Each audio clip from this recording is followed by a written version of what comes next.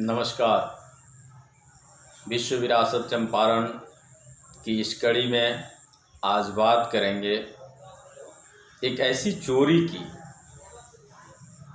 जो एशिया के सबसे बड़ी चोरी कही गई।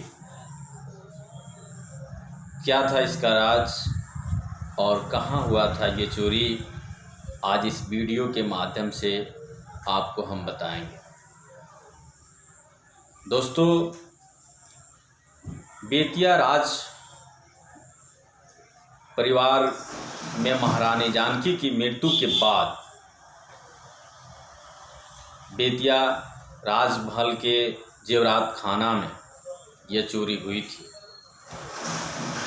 बेतिया राजमहल के बगल में एक फैंसी मेला ग्राउंड है। प्रत्येक वर्ष दशहरा के अवसर पर 1 महीना तक वहाँ बहुत ही बृहद स्तर पर मेले का आयोजन होता है। आज भी उस मेले से बेतिया राज को लगभग 62 लाख रुपये की रेवेन्यू प्राप्त होती है प्रत्येक वर्ष मेले से। तो ये उस समय की बात है। रानी के 1954 में मृत्यु के बाद, महारानी जानकी कुंवर की मृत्यु के बाद बेतिया राज में कुछ समय बाद चोरी हुई थी, वर्षों बाद। और ये चोरी इतनी साजिश और इतने ढंग से की गई थी कि इसका आज तक कुछ भी पता नहीं लगा। चोरों ने उस मेला के समय जेवरात खाना के छत पे चारों तरफ लाउड स्पीकर लगा दिया।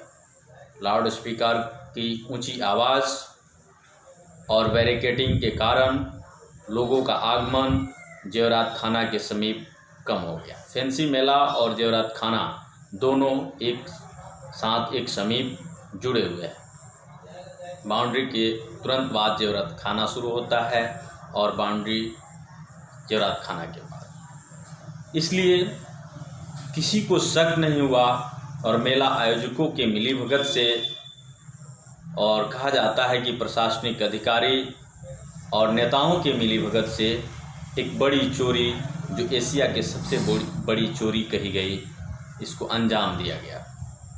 दोस्तों, ये चोरी लगभग 7 दिन और 7 रात तक चलता रहा। कहा जाता है कि चोरों ने हीरे, जवाहरात, मूंगा इत्यादि बहुमूल्य चीज़ों को वहाँ से ट्रकों के माध्यम से सप्लाई किया था, ट्रकों के माध्यम से ले गए थे। जब ये चोरी प्रकाश में आई,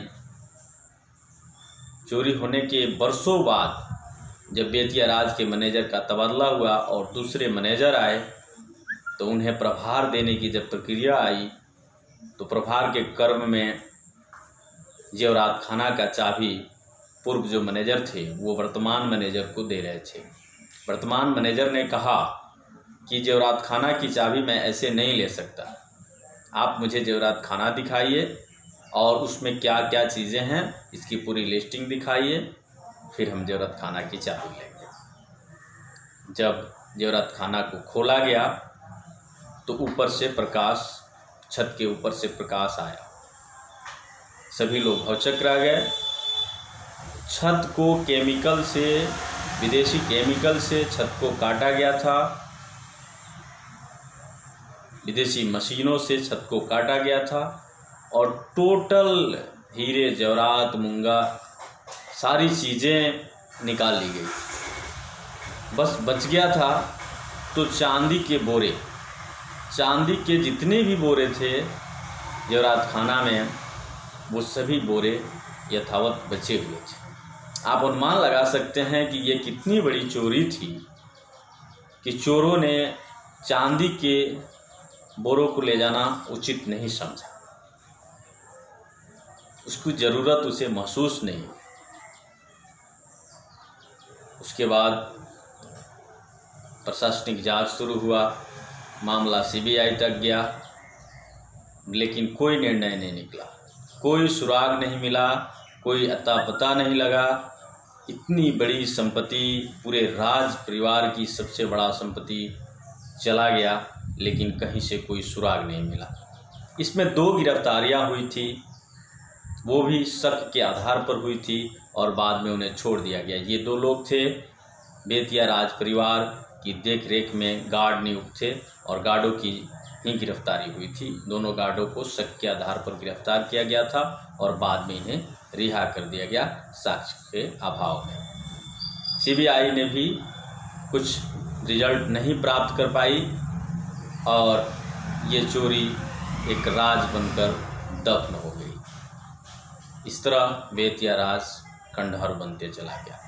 एक एक पार्ट बेतिया राज के महत्वपूर्ण एक एक इतिहास को इसी प्रकार वीडियो की अगली कड़ी में भी हम आपको बताएंगे।